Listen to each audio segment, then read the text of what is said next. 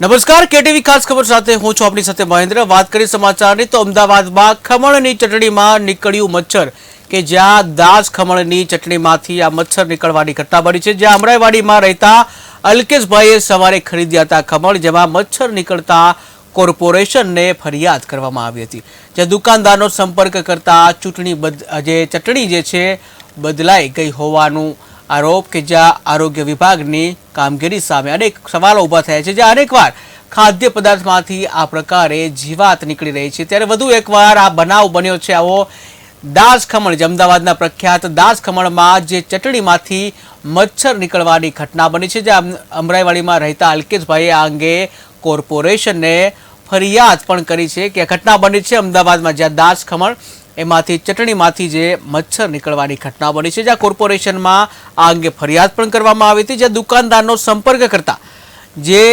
ચટણી બદલાઈ ગઈ હોવાનો આરોપ લગાયો છે। જે આરોગ્ય વિભાગની કામગીરી સામે આ અંગે ઘણા પ્રશ્નો થઈ રહ્યા છે કે જે અનેકવાર આ પ્રકારની ઘટના બનતી હોય છે। ક્યાંક વંદો નીકળતો હોય છે, ક્યાંક મચ્છર, ક્યાંક માખી। તો આ પ્રકારના જે ખાદ્ય સામગ્રીમાં આ પ્રકારની જે જીવાતો મળવાના અનેક કિસ્સાઓ સામે આવતા હોય છે, ત્યારે વધુ એક કિસ્સો જે છે અમદાવાદની દાસ ખમણમાંથી કે જે દાસ ખમણના જે ચટણી છે એમાંથી આ જીવાત નીકળી છે। ત્યારે આગળ જે એએમસી દ્વારા શું કાર્યવાહી કરવામાં આવે છે તે જોવું રહ્યું।